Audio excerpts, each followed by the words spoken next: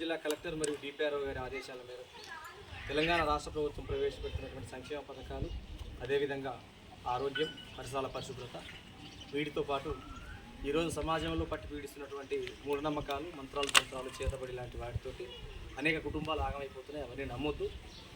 పల్లె సాంప్రదాయాలుగా చూడాలి, కానీ వాటి ముసుగులో జీవితాలను ఆగం చేసుకోవద్దని కోరుకుంటూ మూఢనమ్మకాలపైన ఇప్పుడు ఒక పాట. నమ్మొద్దు నమ్మొద్దు మూఢ నమ్మకాలు, ఆ నమ్మకాలు